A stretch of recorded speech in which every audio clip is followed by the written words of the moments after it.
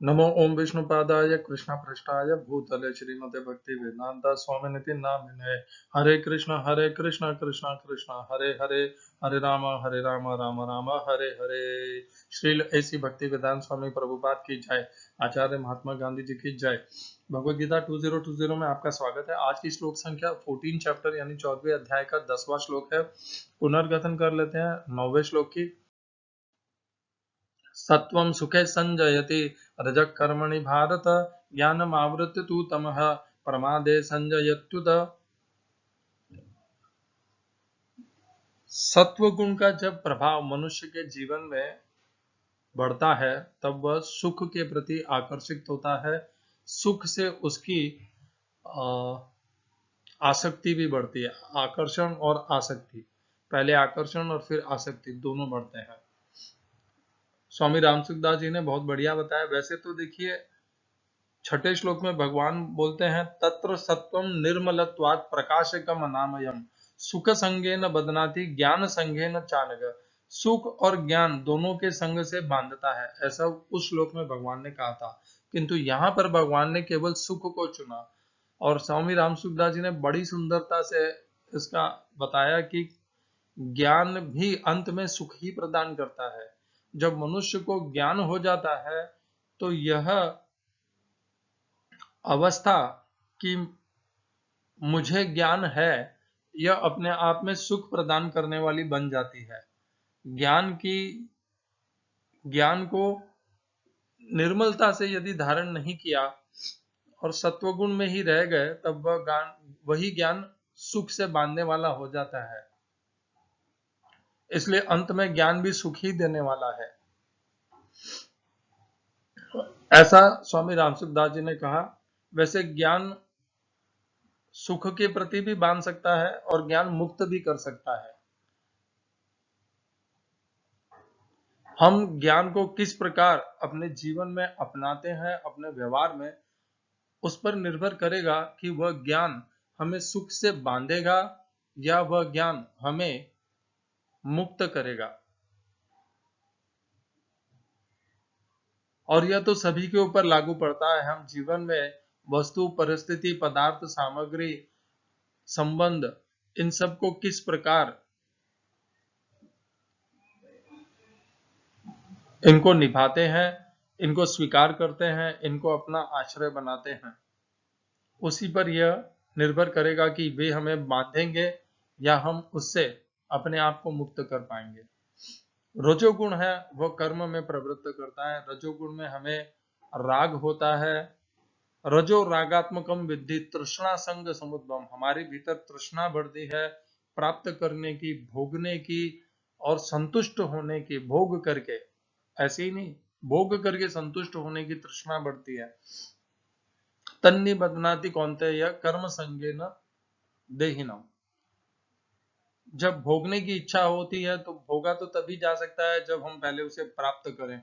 प्राप्त तभी किया जा सकता है जब हम कुछ श्रम करें। श्रम करने के लिए कर्म करना पड़ेगा, इसीलिए हम कर्म में अत्यधिक प्रवृत्त होते हैं और केवल कर्म ही करते जाते हैं और आजीवन कर्म करते जाते हैं। और यही ध्येय अपना लक्ष्य समझते हैं कि केवल कर्म करके धन का अर्जन करना, यही मेरे जीवन का एकमात्र लक्ष्य है। जबकि ऐसा यह लक्ष्य कहीं भी किसी भी शास्त्र में बताया नहीं गया है। किंतु मनुष्य ने संसार के व्यवहार से यही सीखा कि श्रम करके, कर्म करके धनोपार्जन करना, धन का उपार्जन करना, यही मेरे जीवन का एकमात्र प्रथम कर्तव्य है। किसी शास्त्र में ऐसा नहीं लिखा है कि यह ऐसा करना चाहिए। शास्त्रों में इसके विपरीत लिखा हुआ है कि उतना ही धन का उपार्जन करना चाहिए जितनी आवश्यकता है। संग्रह करने की इच्छा से, चेष्टा से धन का उपार्जन नहीं करना चाहिए। किंतु मनुष्य लोभ में आ जाता है और धन का उपार्जन करता है। लोभ इसीलिए हमें गिराने वाला। काम क्रोधस तथा लोभ तस्मात् एतत्त्रयं त्यजेत्। त्रिविधम नरकस्येदं द्वारम नाशनम आत्मनः। काम क्रोधस तथा लोभ तस्मात् एतत्त्रयं त्यजेत्। ज्ञानम आवृत्य तु तमः, प्रमाद ज्ञान जो है, ज्ञान को ढक करके तम फिर हमें प्रमाद में प्रवृत्त करता है। ज्ञान रहेगा तो हम प्रमाद में नहीं जाएंगे। ज्ञान होगा तो हमें पता है कि क्या करने योग्य है, क्या व्यर्थ है, क्या धर्म है, क्या अधर्म है, क्या आलस्य है और क्या निष्काम कर्म योग है। हम उसी कर्म को श्रेष्ठता से कैसे कर सकते हैं कि वह हमें निष्काम में परिवर्तित हो जाए, यह हम सत्वगुण के प्रभाव से जानेंगे।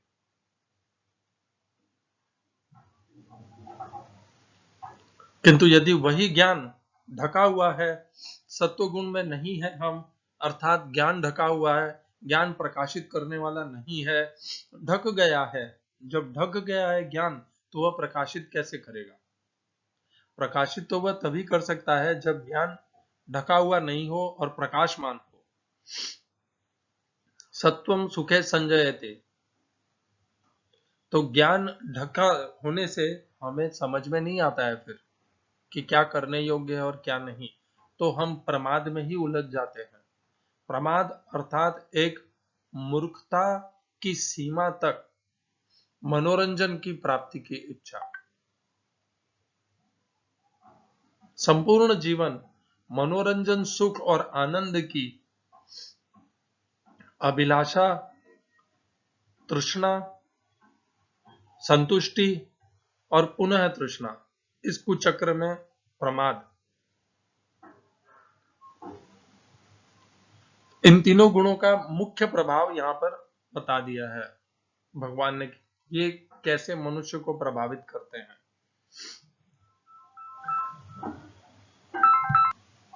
ये जो श्लोक है 14वें अध्याय का 9वां श्लोक, यहां से भगवान इन गुणों का प्रभाव बताना प्रारंभ करेंगे।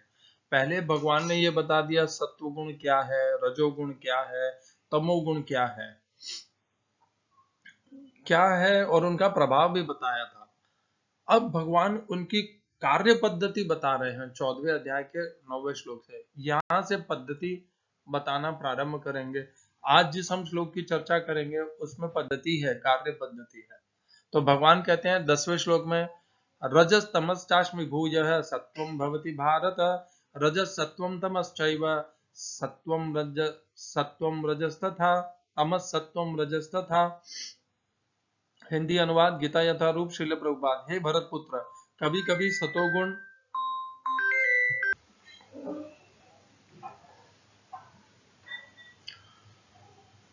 हिंदी अनुवाद गीता यथारूप Srila Prabhupada.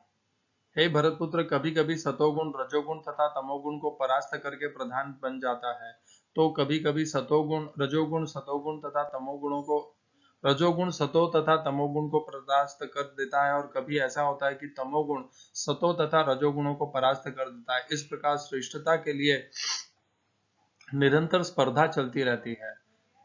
Gita as it is, Swami Prabhupada.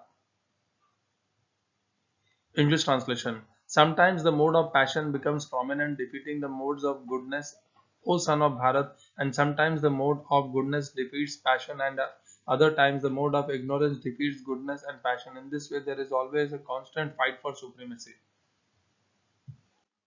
इस श्लोक में प्रयोग किए गए संस्कृत शब्दों के अर्थ है रजः रजोगुण, तमः तमोगुण को, अभिभूयः च भी अभिभूय पार करके, सत्वम सत्वगुण, भवति प्रधान बनता है, भारत हे भरतवंशी। दूसरी पंक्ति, रजोगुण सत्वम सतोगुण को, तमः तमोगुण च भी एव उसी तरह, तमोगुण तमः सत्वम सतोगुण को, रजः रजोगुण तथा इस प्रकार। इस श्लोक का तात्पर्य गीता यथारूप श्रील प्रभुपाद के द्वारा।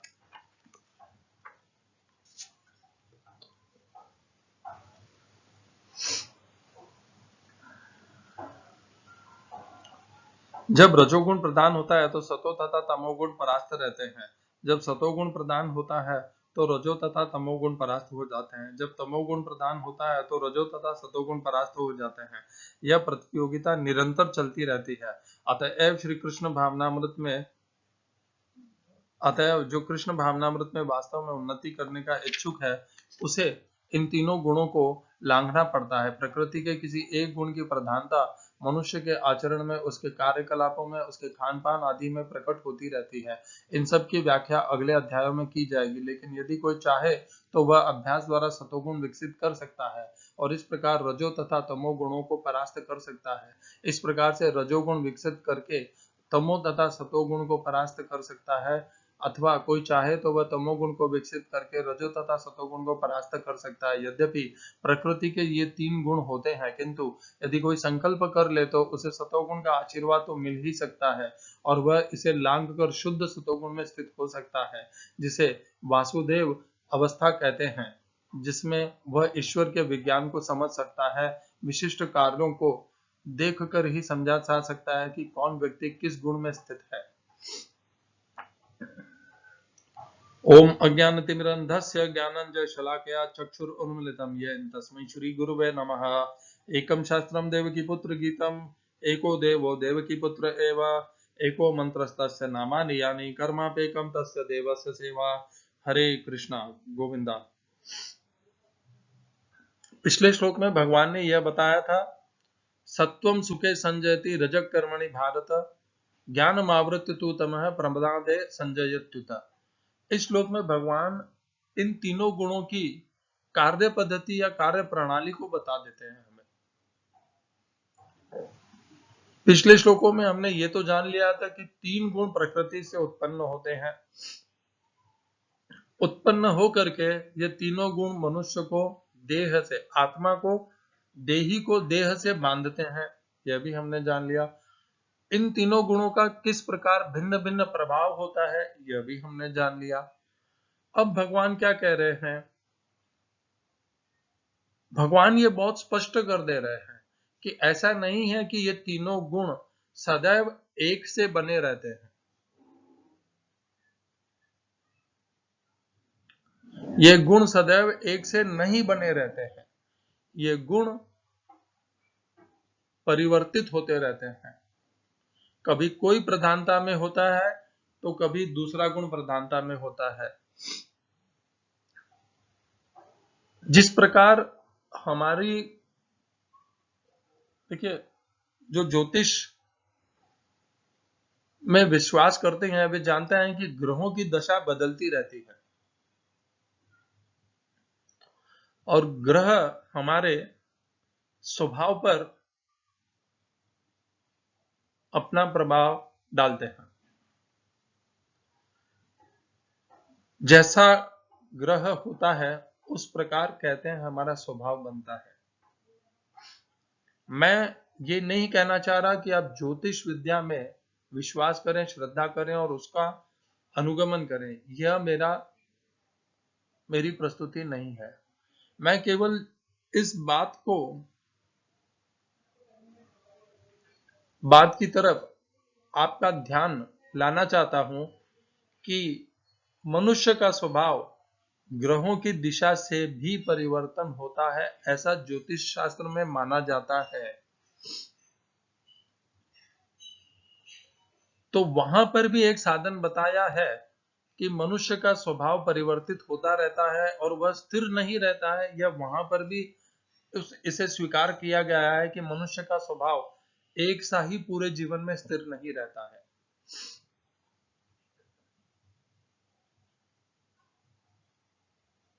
यदि हम अपने जीवन का भी आंकलन करें तो मैं जैसे स्वयं के जीवन का आंकलन करता हूं तो मेरे जीवन के पहले के 40 वर्ष स्वयं के सुख भोग और संसार की आसक्ति में ही निकल गए। फिर 10 वर्ष संघर्ष में निकल गए और तब जाकर के जागा जब 50 का हुआ कि ये जीवन तो चला गया, पाया क्या। तब सतोगुण प्रारंभ हुआ, प्रकाश आया कि जीवन का लक्ष्य क्या है, उद्देश्य क्या है और क्या करने से अंतिम श्वास में संतुष्टि प्राप्त होगी।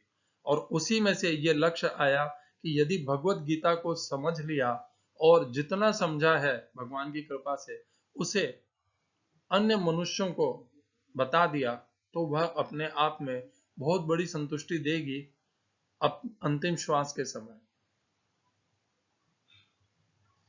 उसी से प्रारंभ हुआ भगवत गीता 2020, जिसका एकमात्र उद्देश्य है भगवत गीता को सत्यता प्रामाणिकता से संसार के कल्याण के लिए प्रस्तुत करना। कोई लाग लपेट नहीं, कोई व्यक्तिगत मत की स्थापना करने की इच्छा नहीं। तो भगवान ने कहा कि रजो तमो और सत्वगुण ये तीनों मनुष्य को निरंतर प्रभावित करते रहते हैं। ये तो स्पष्ट हो गया। तीनों समान शक्ति से प्रभावित करते हैं ऐसा नहीं है। यदि ऐसा होता कि जितना सतोगुण प्रभावित कर रहा है उतनी ही मात्रा में रजोगुण भी प्रभावित कर रहा है और उतनी ही मात्रा में तमोगुण भी प्रभावित कर रहा है, यदि तीनों की मात्रा एकदम समता में होती स्थिर, तो मनुष्य में स्थिरता होती भयंकरी, उसमें कोई परिवर्तन ही नहीं होता। मनुष्य ज्यों का त्यों अपने बालपन से लेके वृद्धावस्था तक एक ही प्रकार का स्वभाव धारण किए रहता और उसमें प्रगति होने की कोई संभावना ही नहीं होती। वो इन तीनों गुणों को बालपन में भी धारण करता, युवावस्था में भी धारण करता और वृद्धावस्था में भी इन तीनों को धारण करता। मनुष्य इन तीनों गुणों के गुणातीत भी कभी नहीं हो पाता, क्योंकि वो तीनों गुण को धारण कर रहा है और इनमें से एक को भी छोड़ नहीं रहा है। किंतु भगवान ने एक बहुत ही सुंदर व्यवस्था बनाई जिसमें ये गुण और इनका प्रभाव कम और अधिक हो सकता है, ऐसी व्यवस्था भगवान ने बनाई और भगवत गीता के माध्यम से हमें बताई। प्रारंभ में हम सब तमोगुण में रहते हैं। मैंने अपने जीवन की अभी चर्चा की थी, तो पहले के जो 40 वर्ष थे जिसमें मैं केवल भोग के लिए प्रमाद आलस्य निद्रा भी, प्रमाद अर्थात भोग, स्वयं की इंद्रियों को संतुष्ट करना, उसी में जीवन लगा दिया। फिर संघर्ष रजोगुण। तो जिस समय आयु भी क्या क्या कौन कौन से वह तत्व हैं जो हमारे गुणों को प्रभावित करते हैं। एक तो आयु है, हमारे कर्म और उनके फल, हमारा अनुभव भी हमारे कर्मों से ही बनता है, किंतु अनुभव भी सहायक होता है। हमारा ज्ञान,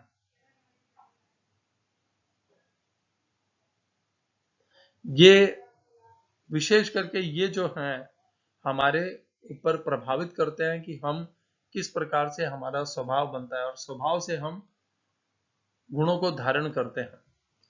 यदि स्वभाव में केवल प्रमाद आलस्य निद्रा भी है तो हम सदैव तमोगुण में रहेंगे, मृत्यु पर्यंत अंतिम श्वास तक तमोगुण में ही रहेंगे। कभी नहीं समझ पाएंगे कि धर्म क्या है, अधर्म क्या है, क्या करना है, क्या त्यागना है और किसको धारण करना है और किसका त्याग करना है, कभी नहीं समझ पाएंगे। और यदि रजोगुण हुआ तो श्रम, परिश्रम और प्रयत्न करते ही रहेंगे आजीवन अंतिम श्वास तक। किंतु भगवान की इस व्यवस्था में इन गुणों का प्रभाव हम यदि स्वयं प्रयत्न करें तो उसे कम और अधिक कर सकते हैं। यदि हम चाहें तो हम तमोगुण के प्रभाव को कम कर सकते हैं, यदि हम चाहें तो रजोगुण के प्रभाव को भी कम कर सकते हैं और इनसे ऊपर उठते उठते सतोगुण में स्थित हो सकते हैं और अंत में हम सतोगुण को भी त्याग करके पूर्णतया गुणातीत भी बन सकते हैं। ये तीनों अवस्था संभव है और ये संभव है इसीलिए क्योंकि भगवान ने यहाँ पर इस श्लोक में जैसे बताया है कि गुण का प्रभाव कम और अधिक ऐसा परिवर्तन हो सकता है, ऐसी सुंदर व्यवस्था भगवान ने बनाई। जब मैं इस्कॉन से जुड़ा उसके पहले मेरा स्वभाव भिन्न था। आपका भी जब आप अध्यात्म में आए उसके पहले आपका स्वभाव भिन्न होगा। भगवान का नाम जपते जपते भगवद गीता, भागवतम और अच्छे भक्तों का और साधकों का और कर्मयोगियों का संग करते करते शुद्धता, पवित्रता, शुचि आई, जिससे तमोगुण से ऊपर उठे। बहुत से यम नियम धारण किए जिनसे हम तमोगुण में फिर कभी नहीं बनते। इस्कॉन के जो 4 प्रारंभिक वचन है उनको धारण करने से ही मनुष्य तमोगुण से ऊपर उठ जाता है। मांसाहार कभी नहीं करना, परस्त्री गमन कभी नहीं करना। देखिए, मांसाहार नहीं करने से कामनाओं को ऊपर नियंत्रण मिलता है, परस्त्री गमन नहीं करना, काम पर ही नियंत्रण मिल जाता है सीधे से। चाय, कॉफी, बीड़ी, सिगरेट, तंबाकू, इस प्रकार के व्यसनों का और ओनियन, प्याज जिसे कहते हैं, और लहसुन, इन सब का सेवन वर्जित। और अंत में शराब, धूम्रपान तो हो गया है, शराब, कोई भी नशीला पदार्थ का त्याग। जब इतने हम चीजों का त्याग कर देते हैं, इसे बोलते हैं यम। मन को धारण करके धैर्य मान लेना कि ये सब का ग्रहण मैं कभी नहीं करूंगा, तो ये यम हो जाता है। और नियम क्या होते हैं? नियम, मैं सुबह उठूंगा और 16 माला भगवान के नाम का जप करूंगा, महामंत्र का जप करूंगा, समय समय पर प्रति रविवार को मंदिर में जाकर के भगवान का दर्शन करूंगा, भक्तों का संग लूंगा, भगवान की कथा सुनूंगा। ये होते हैं नियम जो हम धारण करते हैं, और जिन्हें हम त्यागते हैं वे यम होते हैं। यम नियम को जब मनुष्य धारण करता है तो वह और उन्नत बनता है, तमोगुण से ऊपर उठ करके रजोगुण, और रजोगुण से ऊपर सत्वगुण में आ जाता है। सतोगुण में पहुंच करके मनुष्य भ्रमित भी हो सकता है, वह सुख से बन सकता है, ज्ञान से बन सकता है, और यदि भगवान की कृपा हुई तो वह सत्वगुण को भी पार करके गुणातीत बन सकता है। और गुणातीत बनना आवश्यक है यदि हमें भगवान के परम धाम को प्राप्त करना है। यदि सतोगुण में बंधे रह गए तो भी पुनः पुनः जन्म होगा। तो भगवान ने यह भी बता दिया कि ये तीनों गुण और इनका प्रभाव और शक्ति हमारे ऊपर कम और अधिक होते रहते हैं। और किससे होते हैं ये हमने चर्चा की कि ये होते हैं हमारे कर्म और उनके फलों के द्वारा। हमारी आयु के अनुसार भी ये परिवर्तन होते हैं। हमारा अनुभव भी इसमें बहुत बड़ा कार्य क्षेत्र रखता है कि कैसे हम इन गुणों को नियंत्रित कर पाएंगे। 6ठे अध्याय में श्लोक आता है जहां पर भगवान कहते हैं, उद्धरेद आत्मना आत्मानम न आत्मानम अवसादयेत आत्मैहि आत्मनो बंधुः आत्मैव रिपुरात्मनः बंधुरात्मात्मनस्तस्य येन आत्मैव आत्मना जिता अनात्मनस्तु शत्रुत्वे वर्ते आत्मैव शत्रुवत। वहां पर भी भगवान ने यही बताया कि मन, उसी का मन उसका दोस्त है जो उसे नियंत्रित कर सकता है, और जो नियंत्रित नहीं कर सकता है वह मन उसका सबसे बड़ा शत्रु है। उद्धरेद आत्मना आत्मानम, न आत्मानम अवसादे, अपने आप को गिरने न दे। अर्थात तमोगुण में हम प्रमाद आलस्य में गिरने न दे, अपने आप को ऊपर उठाएं। वहां पर भी भगवान ने यह बताया था कि यह संभव है मनुष्य के लिए कि वह अपने इंद्रियों, मन और बुद्धि को नियंत्रित करके अधो ऊर्ध्वगामी बन सकता है और अपने को अधोगामी बनने से रोक सकता है। ये मनुष्य के लिए संभव है, ये भगवान ने वहां पर भी बताया था।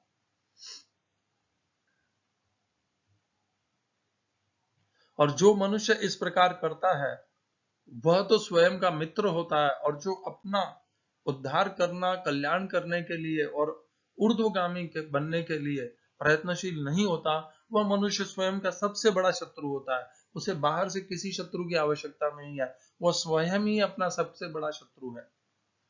वह अपना इतना बड़ा स्वयं का हानि कर लेता है कि कोई शत्रु भी उतना घात नहीं कर सकता उसकी। इंद्रियों, मन और बुद्धि के ऊपर नियंत्रण लाने से मनुष्य इन गुणों के ऊपर भी नियंत्रण पा सकते हैं, इन गुणों से ऊपर उठ सकते हैं, तमोगुण से रजोगुण और रजोगुण से सत्वगुण में प्राप्त हो सकते हैं।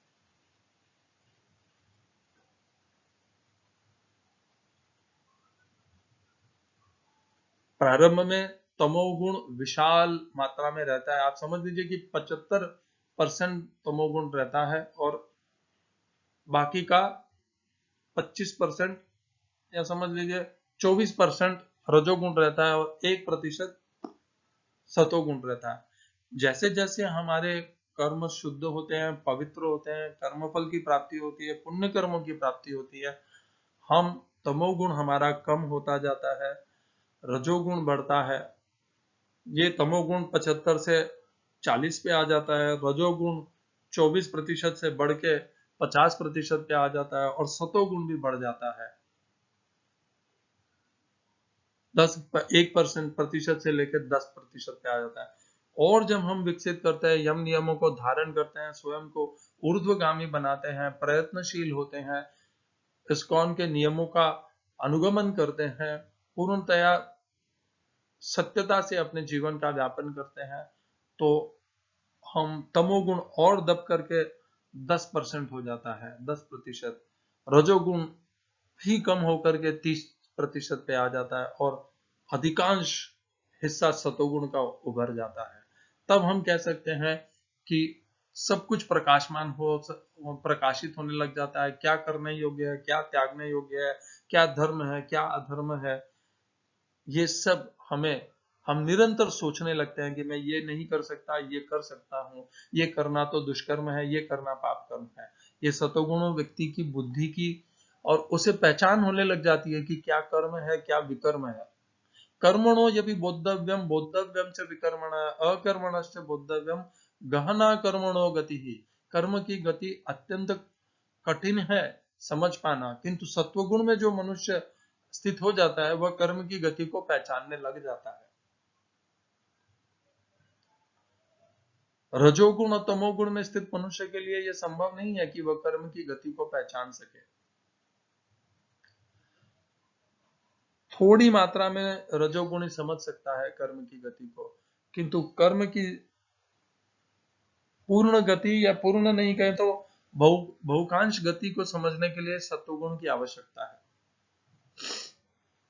सत्वगुण मिलता है हमें संतों, महात्माओं, आचार्यों का कृपा प्राप्त करके, उनका संग लेकर के, उनके बताए हुए पथ पर अनुगमन करके। इस प्रकार हमें सतोगुण की प्राप्ति होती है और सतोगुण वृद्धि होती है हमारी। इसीलिए आचार्य, महात्माओं, संतों की हमारे पर कृपा होना आवश्यक है, क्योंकि वे सतोगुण में स्थित होते हैं और उनके संग से हमें सतोगुण की प्राप्ति होती है। सतोगुण का क्या व्यवहार होता है, कैसा व्यापन होता है, यह सब हम उनसे सीखते हैं कि क्या यम नियम धारण करने से सतोगुण की वृद्धि होती है, और वे हमारे अंदर उन यम नियमों को धारण करवा के हमारे अंदर सतोगुण की वृद्धि करवाते हैं, हमें पाप दुष्कर्मों से बचाते हैं, प्रमाद आलस से बचाते हैं। जैसे इस्कॉन भी यही करता है, इन 4 नियमों को धारण करा के प्रमाद आलस से आपको छोड़ता है। आपके पास एक व्यक्ति 6 दिन काम करता है, संडे के दिन उसके पास प्रमाद के लिए, आलस्य के लिए, निद्रा के लिए समय होता है, किंतु इस्कॉन उन्हें कहता है आप मंदिर आ जाओ, कथा सुनो, भक्तों का संग लो, प्रसाद खाओ, तो उसे प्रमाद, आलस्य, निद्रा से भी वह छुड़ा देता है। और छुड़ा करके क्या प्रदान करता है? प्रदान करता है भगवान भक्तों का संग, पूर्ण शुद्ध सात्विक। सात्विक से भी ऊपर भगवान तो दिव्य है और भगवान के भक्त भी दिव्य है, उनका संग। तो वह मनुष्य धीरे धीरे ऊर्ध्वगामी होकर सतोगुणी होगा ही, कहां बच के जाएगा। भगवान की कृपा हो गई है, आचार्य संतों महात्माओं की कृपा हो गई है, महाराजों की कृपा हो गई है, सत्वगुण संग से प्राप्त हो ही जाएगा। हरे कृष्णा, इस प्रकार पहचान लीजिए। ऐसा नहीं है कि हम जिस गुण को धारण करके आए उसी में रहेंगे। आप देखिए राजा, कौन से राजा?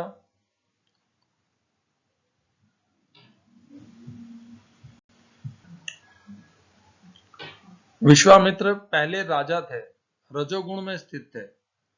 उन्हें यह पता चला कि ब्राह्मण बनने से और सतोगुण में स्थित और वृद्धि करने से, भगवान के ब्रह्म ऋषि बनने से ये लाभ होता है, तो उन्होंने ब्राह्मणत्व और रजोगुण और रजसिक कर्मों का त्याग करके सतोगुण और ब्राह्मणत्व को धारण किया, परिवर्तन स्वयं को किया उन्होंने। क्यों? क्योंकि उनका लक्ष्य स्पष्ट हो गया था कि उन्हें ब्राह्मणत्व प्राप्त करना है। राजसिक छोड़ के वे सतोगुण को उसी जीवन में पूर्ण परिवर्तित किए, विश्वामित्र बन गए, ऋषि विश्वामित्र। अद्भुत शक्तिशाली थे वे, और अंत में वे ब्रह्म ऋषि भी बन गए, क्योंकि उनकी स्पर्धा थी ऋषि वशिष्ठ से, ब्रह्म ऋषि वशिष्ठ से, जो रघुकुल के थे। रघुकुल के कुलगुरु गुरु वशिष्ठ, इन्हीं ऋषि ब्रह्म ऋषि विश्वामित्र ने भगवान राम को लेकर के वन में ले गए थे अपने, और अपने साधकों की रक्षा के लिए, ब्राह्मणों की संरक्षण के लिए। और उसी समय ये सब खर दूषण इन सब का संहार किया भगवान राम ने, और सीता जी का स्वयंवर भी इन्हीं की कृपा से भगवान राम ने संभव हुआ उनके लिए। और ब्रह्म ऋषि की यही सब रामायण में हमें कथा सुनने को मिलती है।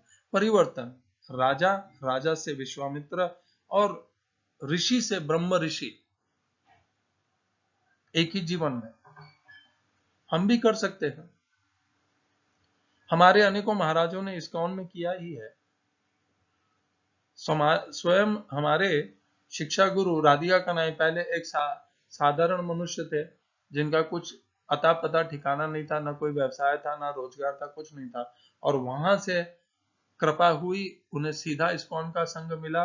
तमोगुण प्रमाद आलस्य निद्रा में घूम रहे थे, और वहां से सीधा सत्वगुण में पहुंच गए। ना कोई रजोगुण आया ही नहीं उनके जीवन में, सीधा सत्वगुण आ गया, सीधा भगवान कृष्ण की शरण में चले गए, पहुंच गए, और पूर्ण संन्यास ब्रह्मचारी लेकर के आज वे भगवान की सेवा में लगे हुए हैं, अनेकों वर्षों से लगे हुए हैं।